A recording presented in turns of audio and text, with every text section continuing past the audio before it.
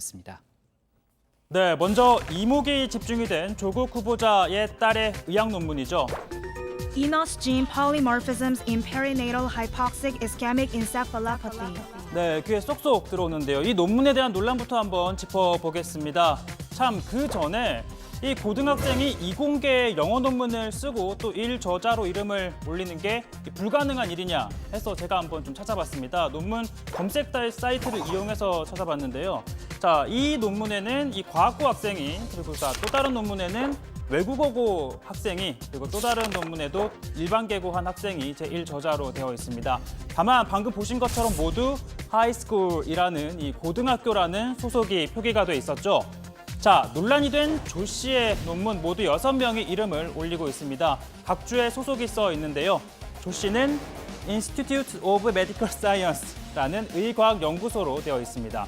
자, 그러나 확인 결과 조 씨는 이 연구소에 등록이 된 적이 없었고 또 외국어 고등학교라는 정확한 소속도 적혀 있지 않은데요. 이 책임 교수는 이렇게 설명합니다.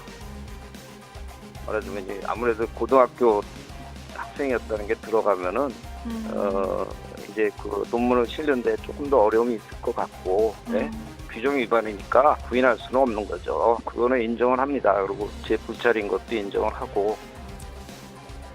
네, 논문을 발표하기 위해 의도적으로 이 고등학생 신분을 드러내지 않았다라는 겁니다. 자, 여기에다가 오늘 또한 신문은요.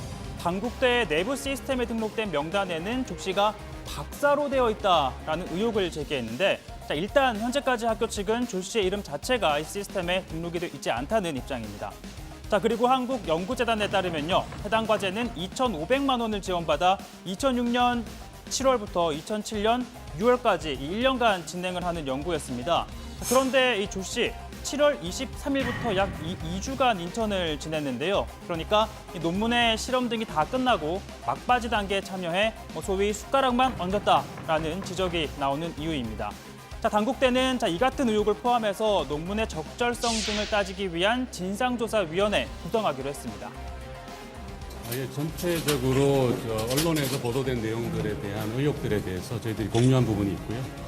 그다음에 향후 어떤 그 조사에 대해서 범위를 가져가야 될지, 진행을 어떻게 해야 될지에 대한 거의 확정을 줬습니다. 그래서 네, 앞으로 어떤 부분 중점적으로 조사할 계획이십니까? 그 언론에 이미 나와 있는 소위 말한 연구 진실성과 관련된 의혹들이 거기에 들어갈 것 같습니다. 자, 이 조 씨 고려대에 지원한 자기소개서에 이 논문의 성과와 함께 공주대 인턴 활동 그리고 여고생 물리 캠프 수상 내역도 함께 기재를 합니다.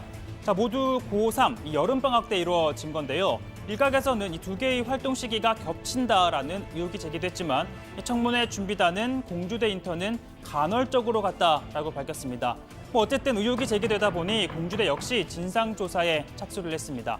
자, 앞서 고려대학교 제출한 자료에 중대한 하자가 있으면 절차를 거쳐 입학 취소가 될 수 있다는 입장을 밝혀놓은 상태입니다. 자, 이렇게 이공계뿐만 아니라 조 씨는 인권과 관련한 경험도 쌓았는데요. 2009년 스위스 제네바에서 열린 유엔 인권이사회 자문위원회를 참관하고 또 관련한 인권 관련 국제기구 등을 방문하는 활동이었습니다. 자, 서울대 정모 교수가 운영하는 유엔 인권정책센터가 이 공모한 프로그램이었는데요.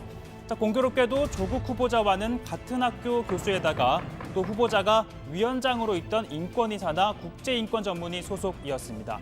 자, 후보자 측 당연히 아는 사이다. 그것과 인턴은 무관하다라고 밝혔는데요. 정 교수 역시 센터를 통해 후보자 딸이 인턴으로 활동한 게 사실이냐? 난 그런 애가 있는지도 몰랐다라는 반응 내놨습니다. 자, 어찌됐든 조 씨는 각종 인턴 활동 또 연구 활동 등을 대학을 지나가는데 활용했다라는 것 자체는 부인할 수가 없습니다. 그러다 보니 야권에선 이 같은 주장이 나옵니다. 결국 부모가 쌓아준 스펙으로 대학 가고 의존한 같습니다. 이것이 본인이 그렇게 비난하던 특권 세습이 아니고 뭐겠습니까? 조국 캐슬이라는 신조어가 2030 청년들과 대학 입시를 준비하고 있는 전국의 학부모 학생들 사이에서 유행을 하고 있습니다. 그렇습니다. 스펙, 내신 관리, 이 명문대, 의대 입시를 둘러싼 소위 상류층 사회의 부조리함을 다뤘던 드라마 스카이캐슬의 현실판이다. 이에 빗대서 조 후보자를 겨냥하고 있는 겁니다. 지금은 학종시대라고요, 학종시대. 응? 부모의 경제력과 정보력에 따라서 당락이 결정된다고요. 없는 사람들도 빚내가지고 첨삭, 대필, 컨설팅까지 다 받는 세상에. 아니 가질 거 다 가지고 우리가 왜 안 해야 돼요? 왜? 제발 좀 초치지 말고 가만히 좀 있어요. 당신 딸이에요, 당신 딸. 자, 그동안 조국 후보자 이 관련해서 불법은 없었다라고 했었죠. 다만 자신에 대해 실망하는 국민들이 많아졌다라는 점을 알고 있다. 자, 법적인 문제가 없다고 해서 앞으로 나 몰라라 하진 않겠다며 다소 낮은 자세를 취했습니다. 저와 저희 가족들이 사회로 받은 혜택이 컸던 만큼 가족 모두가 더 조심스럽게 처신했어야 했다고 생각합니다.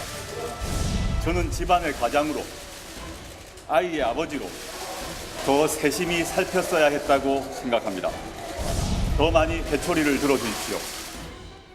자, 민주당은 하루빨리 청문회를 열고 의혹을 해소하면 되는 것 아니냐라고 했지만 이 한국당은 청문회 자리에 앉을 자격도 없는 사람이라며 자진 사퇴를 요구하고 있죠. 자, 또 이에 대해 민주당 검찰개혁을 저지하려는 의도 아니냐라고 했고 한국당은 청문회만 넘기면 임명을 강행하려는 꼼수 아니냐며 치고받았습니다. 집권 여당, 청와대 이중대라는 말로도 모자랍니다.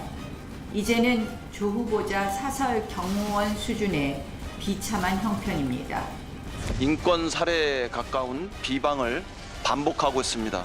선친 묘비까지 터는 일이 있었다고 합니다. 이것은 폐륜에 가까운 행동입니다. 이제껏 보지 못했던 광기에 참담한 심정을 금할 길이 없습니다.